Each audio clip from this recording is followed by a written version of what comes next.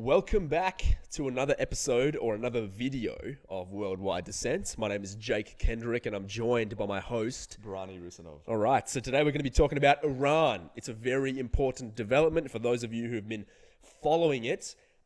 Basically, we're sort of teetering on the edge or the precipice of war at the moment, or the West is at least with Iran.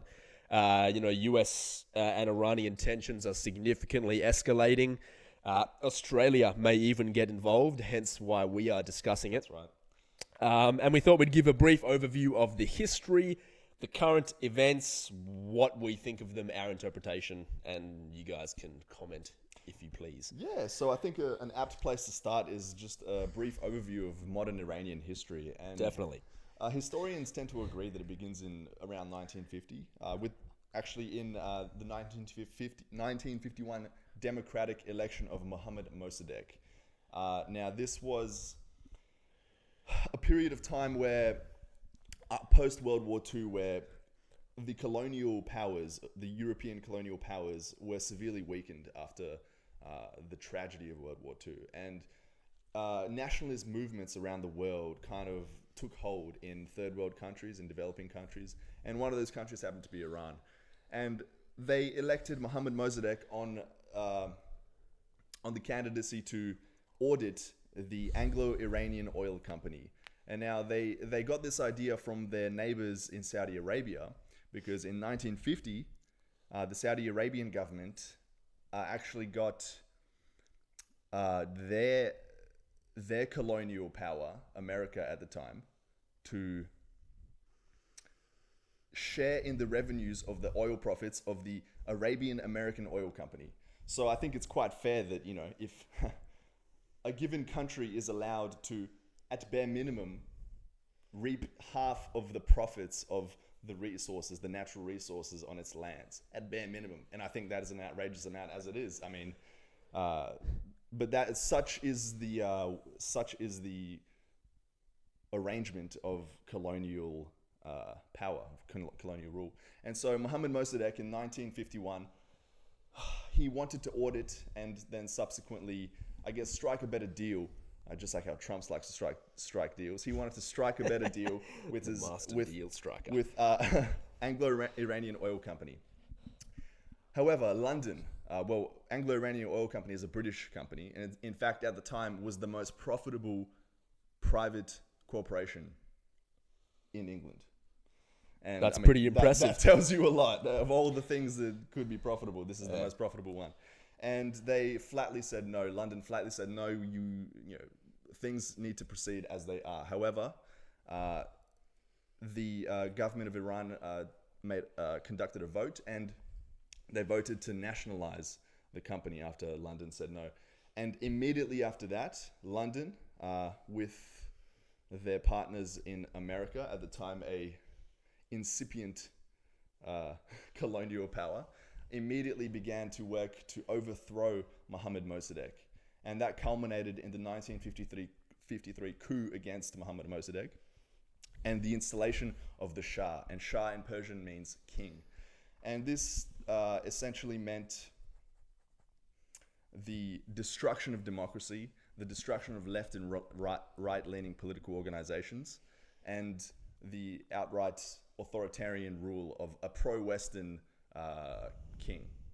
The West doesn't really care who rules in its name. It could be Hitler for all they care, as long as the given ruler does what they want. And in this case, As long as there's a favorable investment climate. that's right. For Western More specifically. corporations, domestic corporations.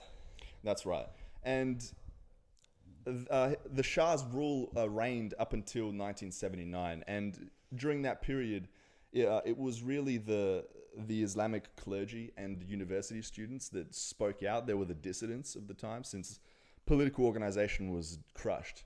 And so what ended up happening is that people's sentiments against the Iranian king, who at the time was seen unfavorably because he was essentially a Western puppet, they saw him negatively. And in 1979, that culminated in the popular Islamic revolution against the king and the installation of the Ayatollah, the supreme leader. And ever since that year, 1979, the West, and particularly America, has shown increasing aggression towards Iran.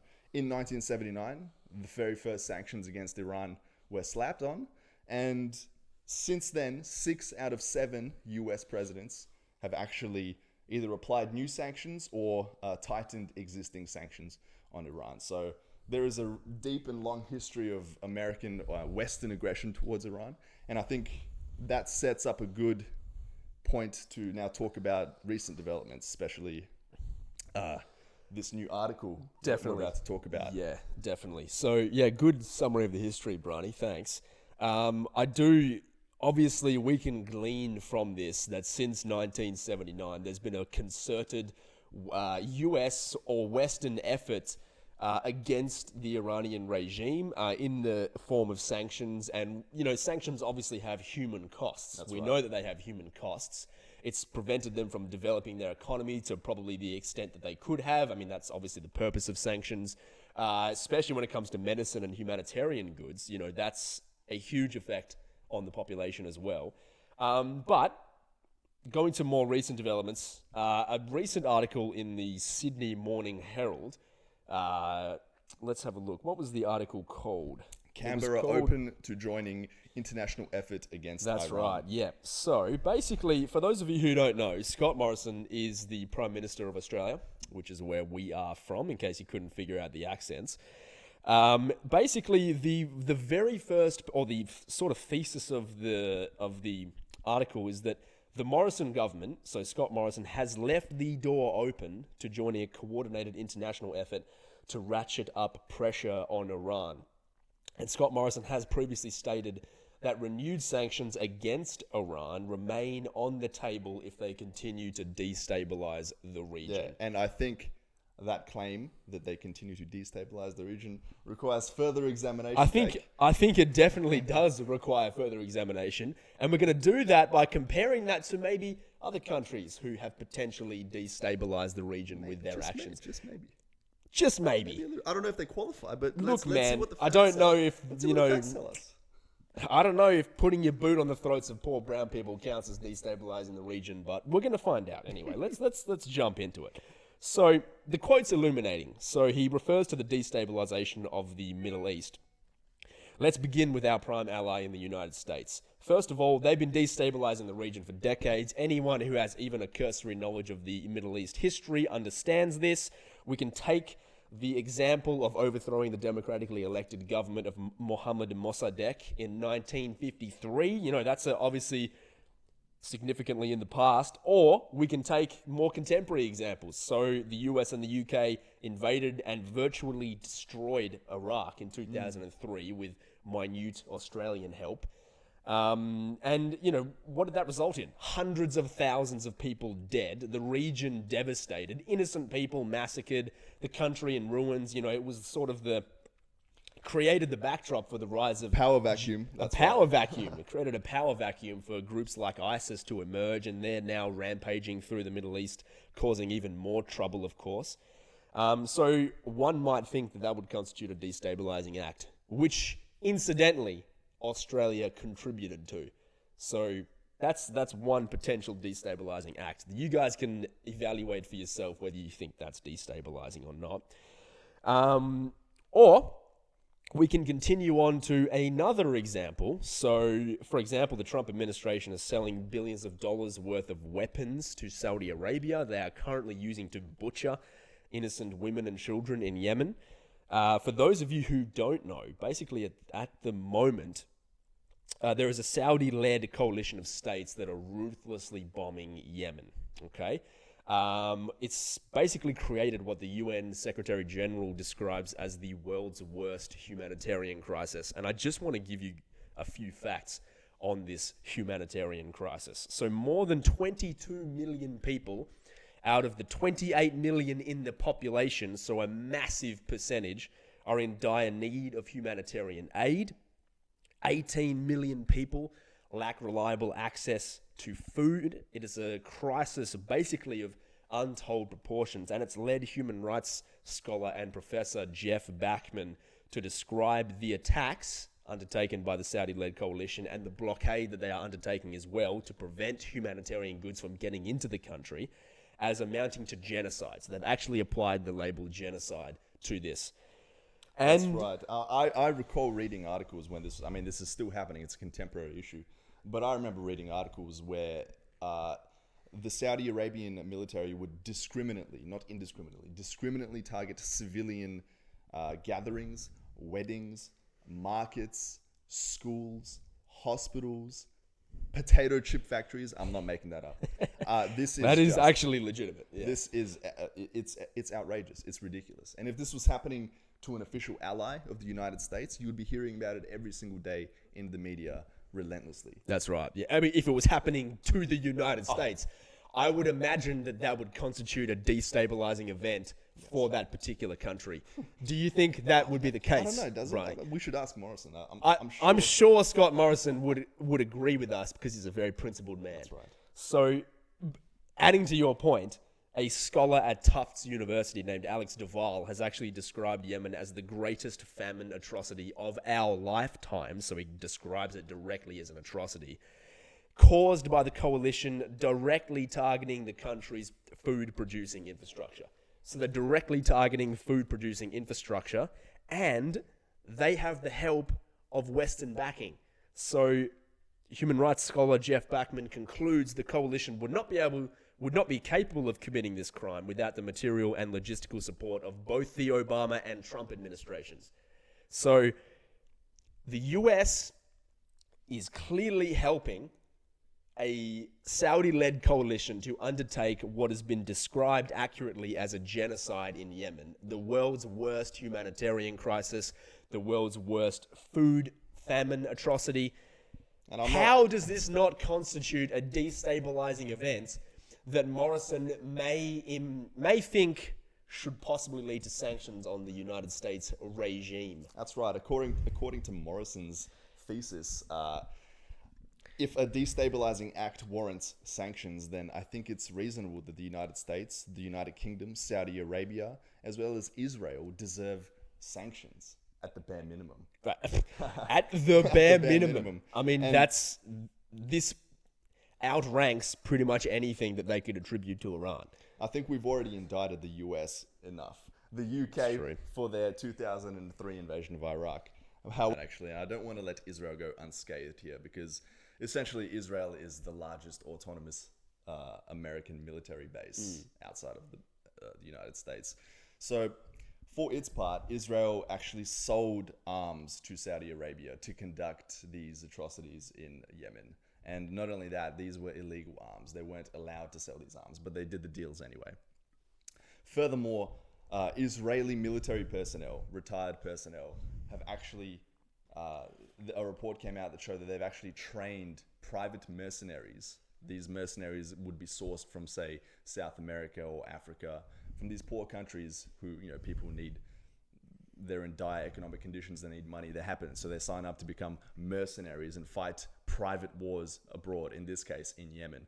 So on the behest of the United Arab Emirates, Israeli military personnel trained private mercenaries to go and fight against the Yemeni government. I don't know what this is outside of the any government's auspices. No government oversight occurs when this happens, when these private entities go and fight for the wars abroad. There's no accountability. There's no accountability to the respective governments. And there's no precedent for this in recent history. So you have these private tyrannies, private mercenary groups conducting wars on behest of other governments. Again, it's a grey line. What does that constitute as? It doesn't say anywhere. How do you deal with that? But it's obviously occurring. And in fact, you have an Israeli private contractor group that is, again, hired by the UAE to assassinate political figures in Yemen. Again, is that a war crime? Is that not a war crime? Of course, it's absolutely a flat-out war crime. But again, these retired military personnel, they retire and they actually end up getting paid more for their services for these private contractors than they would at their given military. They have an incentive to do this, which is unfortunate. These people obviously don't have morals, but they do have large bank accounts at this point. So we would expect, I expect Scott Morrison to come out and have a press conference tomorrow condemning Israeli, US, UK, and the Saudi-led coalition. And their involvement in actively supporting a genocide. We would expect that, right? From a principled man like Morrison. Principled Morrison should, but, will he? That is the big question. Well, that's the question of the day. And Israel isn't the only country that actually engages in these private wars. The most coveted and most highly sought after military personnel are retired US commanders or snipers, for example. These people get paid something like $530 a day. I don't know if that's like a doctor's salary or something, but that's quite a hefty amount of money for someone who's retired from the military. That's a lot of money. It is. And they actually, so they would be hired by the Saudi government, or they'd be hired by other private contractors to actually conduct training activities. They would conduct intelligence for the given government or the given institution that's hired them.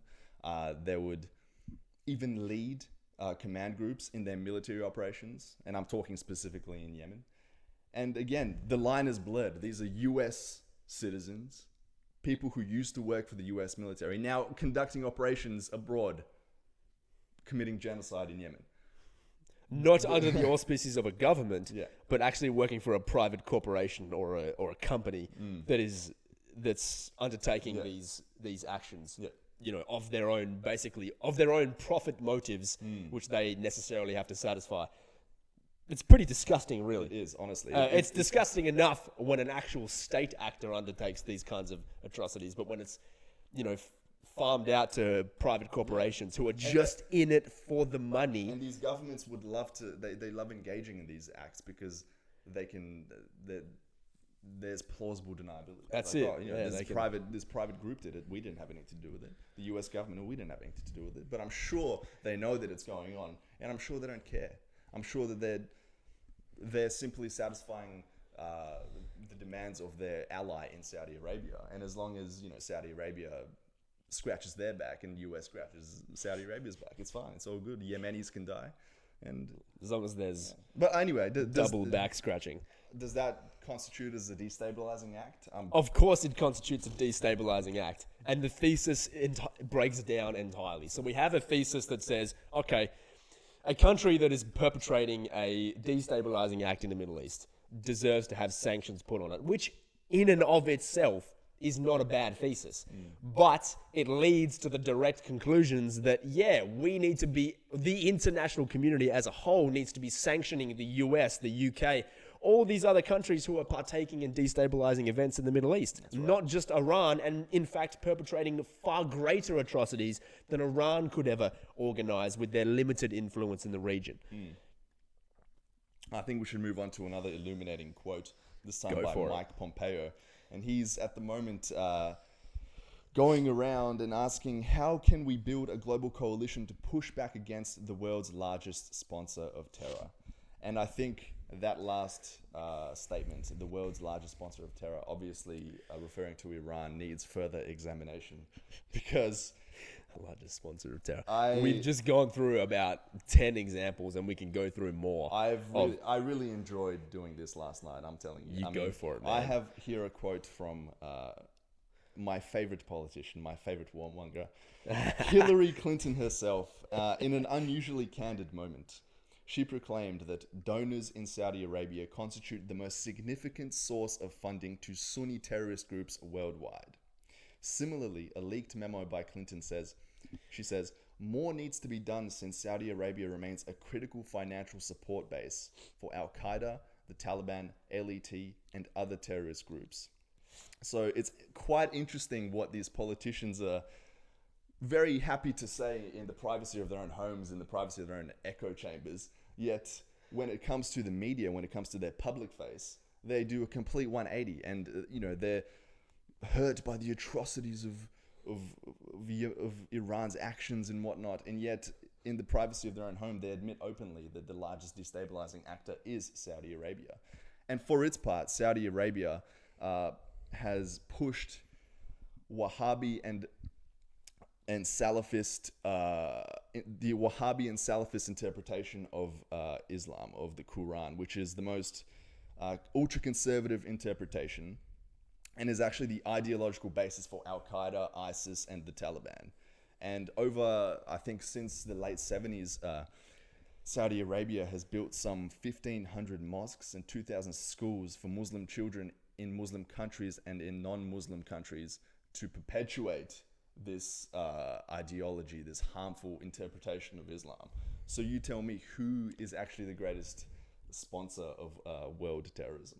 I mean, the facts are laid bare for you to see. I think when even quintessential warhawk Hillary Clinton admits it behind closed doors, I think you can conclude that yes, Saudi Arabia is a huge sponsor of terrorism around the world, but it doesn't matter because they're an ally and they are scratching the West's back, as you said before. You know, they provide cheap oil and they sell the oil in US dollars, and that ensures the US hegemony of the US dollar.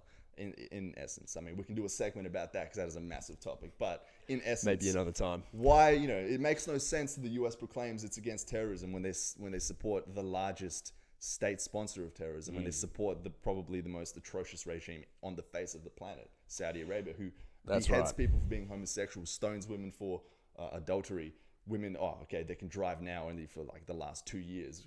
Clap, Saudi Arabia. And what they've been super only recently. What was that joke where they were appointed at the UN? They were given the seat for the human rights seat. I can't remember the exact. I know, but the point is, it's just a farce. The Saudi Arabian spokesman was put at that head position, like they know about human rights. It makes a complete mockery of any purported, support for human rights from any Western country when Saudi Arabia is on this council. But yeah, look, the troubling developments are happening. We are teetering on the edge of war with Iran right now. The Morrison government has said they're open to an international effort. We have no idea if that means he is open to sending troops to Iran, in the very possible event of a war. Oh, I mean, this is interesting. I think very recently the Pentagon presented a paper to the Trump administration that they had a plan to send 120,000 troops to the Middle East that's great. Defend against Iran. Defend. It's always attack. Defensive, which is in Orwellian speak. It actually means offense. Yeah. Again, troubling times. And if you open, just like this article that we're investigating, if you open any mainstream media paper, news outlet, and you're going to see that there's no critical analysis of the acts of the West towards Iran. It's always Iranian aggression. And it's always presented as if it's objective, as if these are the facts and there's nothing else. But a very limited analysis of recent history shows the exact opposite. That's right. It's Americans, it's the West, and they're the ones who are aggressing. And they're the ones who pulled out of the Iran deal. That's right. And they slapped illegal sanctions on the Iranian regime that the International Court of Justice ruled were illegal. Iran abided by the deal for 9 months after the US pulled out. The Europeans, Chinese, and Russians wanted to stay in. They're all happy to stay in. The US pulls out. And now the deal is about to implode because Iran has said, finally, after, I don't know, it's been nearly a year almost. Or actually, it's been over a year. It was the 8th of May. Iran has finally announced that they're going to enrich uranium. They're going to increase their uranium stockpiles over the limit of the Iran deal. And why wouldn't they? Exactly. Absolutely, if they're not getting any of the economic benefits that were supposed to flow from the Iran deal, even though they have been certified by the International Atomic Energy Agency of abiding by every single one of the tenets of the agreement, why would they bother? They're not stupid. They're not just going to sit there and take being kicked in the teeth by the United States. And you know, there's a quote from Trump where he's like, well, we see that Iran is pursuing a nuclear program. We're going to apply more sanctions. Does he expect us to have a 2-second memory? Yeah. You idiot. Apparently he does, and apparently he does himself, because he forgot that he was the one that caused the situation we are in right now when he withdrew from the JCPOA, a functioning deal that Iran was abiding by. Honestly, America... So, it's a rogue state. Honestly, 100%. they are up there with the sponsors of terrorism. They yeah, up there. It's arguable that they are the major between them and sponsors Saudi Arabia, of state but terror. Jesus. But regardless, the Morrison government, we may be in another war in the Middle East. Australia likes to lick the American ass whenever they can. They sent troops to Iraq in 2003.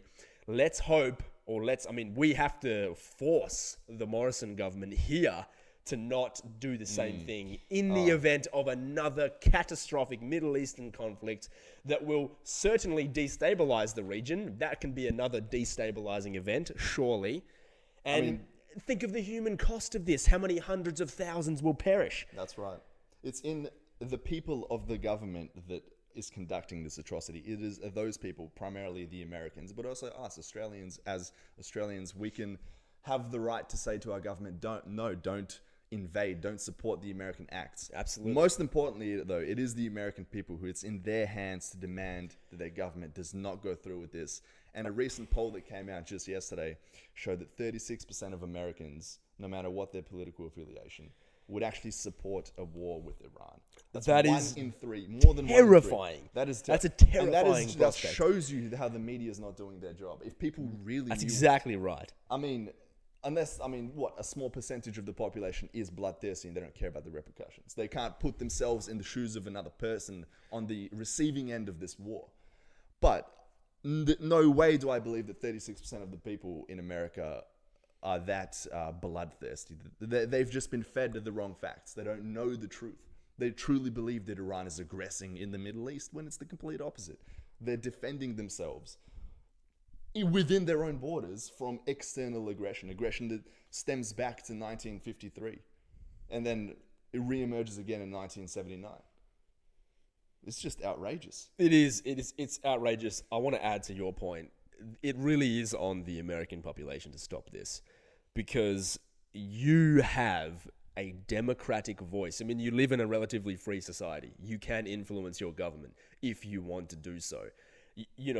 People should be out on the streets right now opposing this war, because it will be a disaster for not only your country, but more so for the innocent Iranians who are going to be completely massacred under the massive military might of the most powerful country in the world, which is your country. Only you have the power to stop this. And we can't do anything here except force our government not to partake in a potential war. So, go ahead, man. Hint, American population. This is from Senator Bernie Sanders in a tweet again yesterday. We're not endorsing anyone. No, not at all.